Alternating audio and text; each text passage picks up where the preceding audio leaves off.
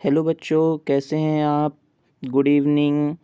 आशा करता हूँ कि आप लोग बहुत अच्छे होंगे, घर पे स्वस्थ होंगे।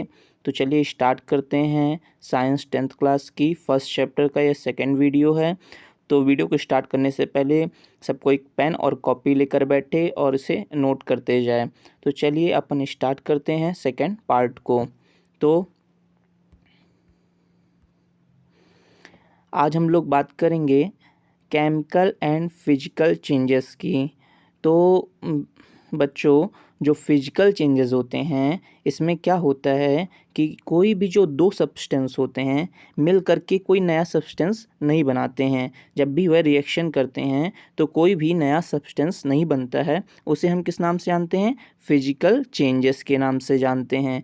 जैसे कि पेपर हो गया, है ना। पेपर को आप कितना भी काटेंगे, है ना, मोड़ेंगे, फोल्डिंग करेंगे तो वह पेपर ही रहेगा। जैसे स्टोन हो गया, उसे आप कितने भी छोटे छोटे पार्ट्स में तोड़ दें वह स्टोन के फॉर्म में ही रहेगा। जो उसकी आइडेंटिटी है बच्चों वो चेंज नहीं होती है। जैसे कि वुड्स है, वुड्स को आप कितने भी छोटे छोटे पार्ट्स में चॉपिंग करेंगे तो वह तो वुड्स ही रहेगी, है ना। उसकी आइडेंटिटी नहीं चेंज होती है ना। और जो केमिकल चेंजेस होते हैं, केमिकल चेंजेस में कोई भी दो सब्सटेंस मिल करके एक नया सब्सटेंस बनाते हैं।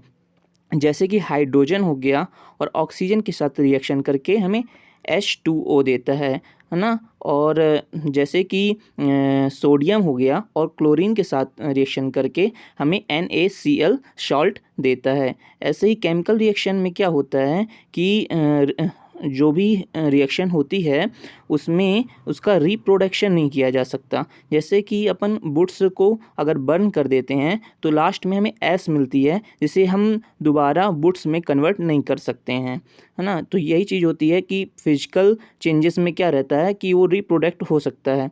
जैसे कि सपोज दैट मेल्टिंग, अगर अपन किसी आइस क्यूब को अपन ने वाटर का आइस क्यूब बनाया है तो मेल्ट फॉर्म में होने के बाद वह लिक्विड फॉर्म में हो जाता है। लेकिन देन आफ्टर अगर अपन उसे चाहें तो उसे सॉलिड फॉर्म में उसमें कन्वर्ट कर सकते हैं। लेकिन केमिकल रिएक्शन में ऐसा नहीं होता है। जैसे कि अगर कोई फ्रूट्स है अगर उसमें रोटिंग हो गई है तो अपन उसको दोबारा उसी फॉर्म पे ठीक नहीं कर सकते हैं, है ना। तो केमिकल रिएक्शन और फिजिकल रिएक्शन आपको अच्छे से समझ में आ गया होगा।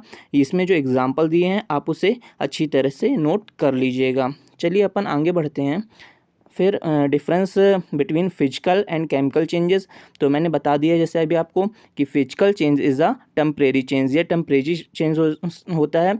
इसमें अपन कोई प्रोडक्ट को रिप्रोडक्ट कर सकते हैं, है ना। और जो केमिकल चेंज होता है वो परमानेंट चेंज होता है। इसमें अपन रिप्रोडक्शन नहीं कर सकते हैं, है ना। Physical change affect only physical properties. जैसे क्या होता है इसमें शेप चेंज होगा, साइज़ चेंज होगा, है ना। लेकिन केमिकल चेंज में क्या होता है कि इसकी फिजिकल प्रॉपर्टी के साथ साथ केमिकल प्रॉपर्टीज़ भी चेंज हो जाती हैं। इनका कलर चेंज हो जाता है, ठीक है ना। और इसमें हो सकता है हीट निकले, है ना। और अलग अलग डिफरेंट डिफरेंट वैरायटीज़ की इसमें चेंजेस देखे जाते हैं जिसके बारे में अपन आगे डिस्कस करेंगे, ठीक। तो चलिए अब अपन आगे बढ़ते हैं। Chemical equations. तो केमिकल इक्वेशन क्या होती हैं बच्चों? केमिकल इक्वेशन को अपन सिंबॉलिक रिप्रेजेंटेशन के द्वारा रिप्रेजेंट करते हैं। जैसे कि अब अगर अपन को किसी चीज़ को लिखना है ना, तो अपन जैसे अपन लिखते हैं कि वाटर फॉर्मेशन कैसे होता है तो पहले अपन H2 लिखते हैं, फिर O2 लिखते हैं और एक एरो के निशान के बाद अपन H2O लिख देते हैं, जिसे अपन केमिकल इक्वेशन कहते हैं। लेकिन अगर अपन रिटन फॉर्म में लिखेंगे तो अपन इसको कैसे लिखेंगे कि पहले हाइड्रोजन था, फिर हमने ऑक्सीजन मिलाया, उसके बाद फिर ये रिएक्शन करने के बाद फिर H2O बना। मतलब जो अपन डिटेल में लॉन्ग प्रोसेस में लिखते हैं उसी को केमिकल इक्वेशन के द्वारा अपन शॉर्ट फॉर्म में उसे लिख सकते हैं, है ना। तो आपको समझ में आ गया होगा कि केमिकल इक्वेशंस क्या कहलाती हैं। इन केमिकल रिएक्शन को रिप्रेजेंट करने के लिए बहुत सारे सिंबल्स यूज़ किए जाते हैं। जैसे कि अपन H2 है, O2 है, तो ये किस फॉर्म में है, फिर ये मिल कर के हमको क्या बना के देता है ना। तो ये जो फॉर्म्स होते हैं कि सॉलिड फॉर्म में था, कि लिक्विड फॉर्म में था, कि गैस फॉर्म में था, इसके लिए अपन क्या करते हैं, सिंबल्स का यूज़ करते हैं। तो मैंने इसमें दे रखा है, जैसे सॉलिड के लिए अपन क्या करते हैं एस का उपयोग करते हैं, लिक्विड के लिए अपन एल से डिनोट करते हैं, गैस के लिए अपन क्या करते हैं जी से डिनोट करते हैं, है ना।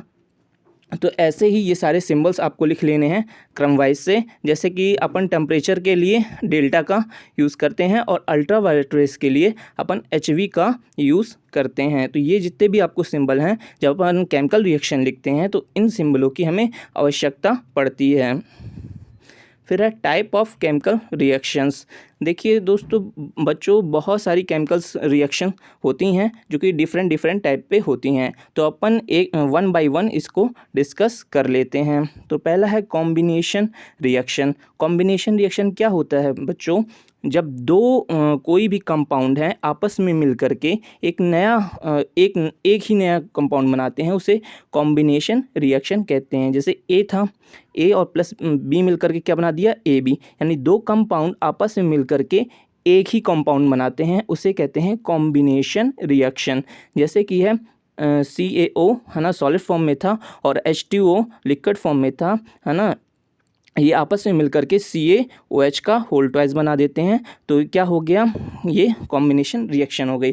बच्चों एक चीज़ मैं आपको बताना भूल गया था, जो भी चीज़ जब कोई दो सब्सटेंस मिल करके एक नया सब्सटेंस बनाते हैं, तो जो दो सब्सटेंस होते हैं उनको क्या कहते हैं? जो लेफ़्ट साइड पे होते हैं उनको अपन रिएक्टेंट के नाम से जानते हैं, और जो देन आफ्टर रिएक्शन के बाद जो कोई भी चीज़ बनती है उसको प्रोडक्ट के नाम से जानते हैं। जैसे यहाँ पर CaO ये रिएक्टेंट है, H2O ये एक रिएक्टेंट है, और इसके फॉर्मेशन के बाद जो चीज़ बन रही है CaOH का होल ट्वाइस, ये हमारा क्या कहलाएगा? प्रोडक्ट कहलाएगा।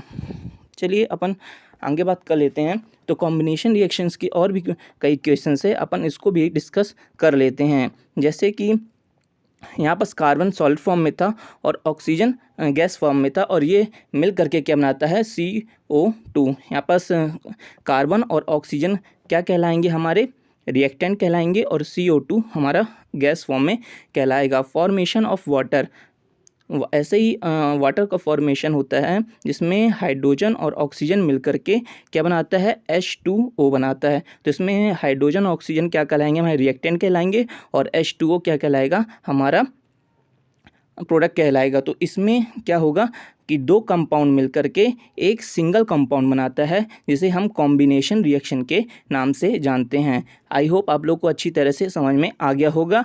आप लोग ये जितनी भी इक्वेशंस मैंने दी हैं इसे अच्छी तरह से नोट कर लीजिएगा।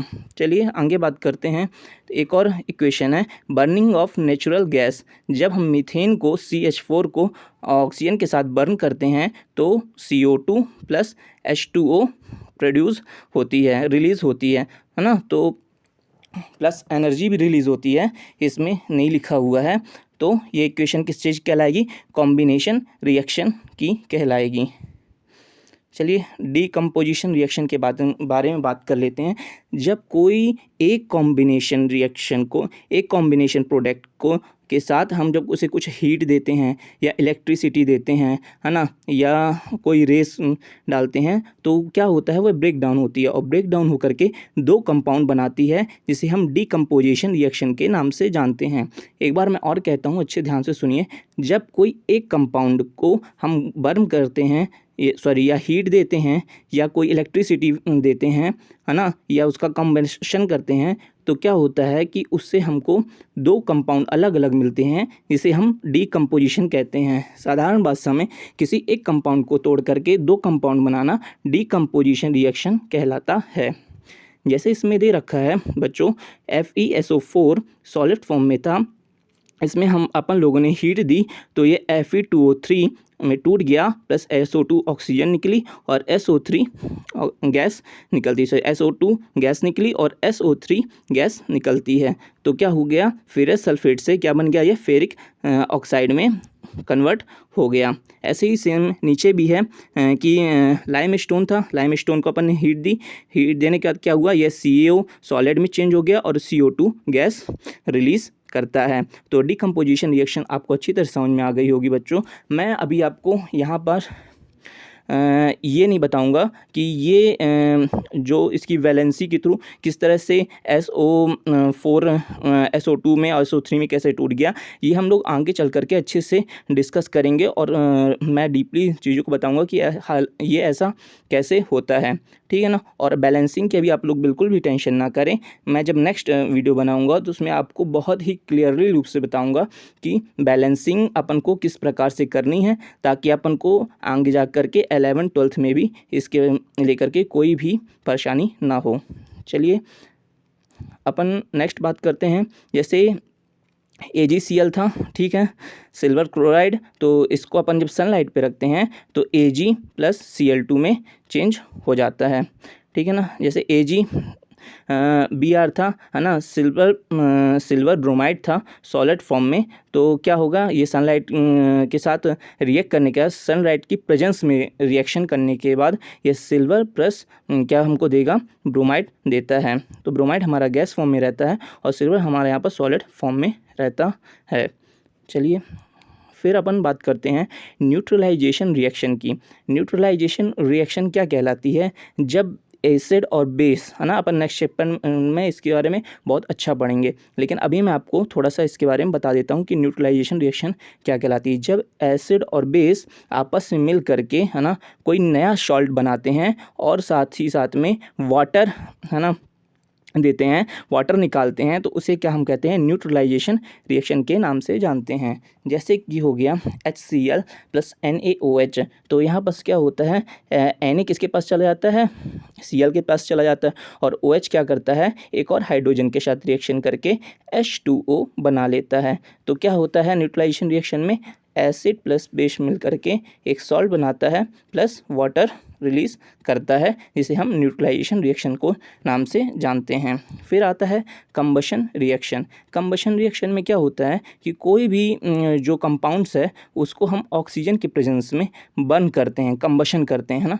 तो क्या होता है, इसके साथ H2O निकलेगी, CO2 निकलेगी, प्लस कुछ एस फॉर्म में निकलता है, साथ ही साथ हमें कुछ एनर्जी भी मिलती है। तो जैसे कि पेट्रोल का क्या होता है, कंबशन होता है ना, डीजल का हम लोग क्या करते हैं, कंबशन करते हैं, तो क्या होता है उसके साथ हमें एनर्जी भी मिलती है, ठीक है ना। और क्या होता है, साथ ही साथ उससे CO2 निकलती है, कुछ वेपर फॉर्म में क्या निकलता है, H2O भी निकलता है। इसमें दे रखा है, जैसे मीथेन दे रखा है, मीथेन जब ऑक्सीजन के साथ रिएक्शन करता है तो क्या देता है, H2O + CO2 प्लस कुछ एनर्जी रिलीज़ करता है। तो आपको समझ में आ गया होगा कि कंबशन रिएक्शन क्या कहलाता है। तो चलिए बच्चों, अब आगे अपन बात कर लेते हैं डिस्प्लेसमेंट रिएक्शन के बारे में। डिस्प्लेसमेंट रिएक्शन में क्या होता है कि जैसे कोई दो कंपाउंड हैं, तो कोई एक कंपाउंड का जो एलिमेंट है वह क्या करे कि अपने वाले कंपाउंड के एलिमेंट को छोड़ करके जो दूसरा वाला एलिमेंट है उसके पास जाके चला जाए, है ना, तो उसे कहते हैं डिस्प्लेसमेंट रिएक्शन।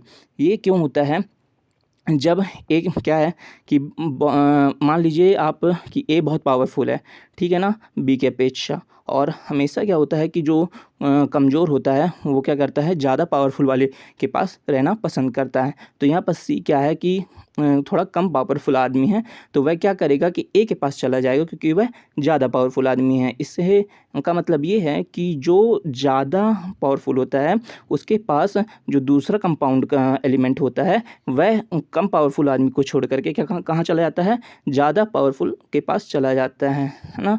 यहाँ पर मैंने एक फॉर्म में लिखा भी हुआ है, इक्वेशन फॉर्म में, A + BC रिएक्शन करके AC + B बनाता है। एक नीचे मैंने एग्जांपल भी दे रखा है, इसको अपन समझ लेते हैं, है ना। जब मैग्नीज CuSO4 के साथ रिएक्शन करता है तो क्या बनाता है, MgSO4 + Cu, है ना। तो क्या हुआ, यहाँ पास जो Cu था, है ना, वह कम पावरफुल है किससे, Mg से, इसलिए क्या हुआ, SO4 ने क्या किया, Cu को छोड़ करके MgSO4 का साथ अपना लिया और इसके कारण रिएक्शन बन गई MgSO4 + Cu। आप बिल्कुल टेंशन ना करें कि ये इक्वेशन में कब कैसे सॉल्व हो जाता है, लिक्विड हो जाता है ना, और कैसे बैलेंसिंग करनी है, ये मैं सब आपको बहुत ही डिटेल में पढ़ाने वाला हूँ नेक्स्ट वीडियो में, जब अपन आगे बैलेंसिंग के बारे में डिस्कस करेंगे आगे बॉन्ड के बारे में अपन डिस्कस करेंगे, तब मैं आपको बताऊंगा कि कैसे मतलब कि कोई भी एलिमेंट एक को छोड़ करके दूसरे के पास कैसे चला जाता है ना। एक इसमें क्या इसकी बैलेंसिंग क्या रहती है, मैं सब आपको बहुत ही डिटेल में पढ़ाने वाला हूँ। अगर आपको वीडियो अच्छी लगे तो एक बार लाइक सब्सक्राइब शेयर ज़रूर कर दीजिए, ताकि नेक्स्ट आने वाली वीडियो आपको मिल सके, है ना। ये सारी जितनी भी मैं आपको चीज़ें बता रहा हूँ, इसको आपको कॉपी पेन लेकर के अच्छी तरह से नोट कर लेना है, क्योंकि ये एग्ज़ाम पॉइंट ऑफ व्यू से very very very important questions बनेंगे।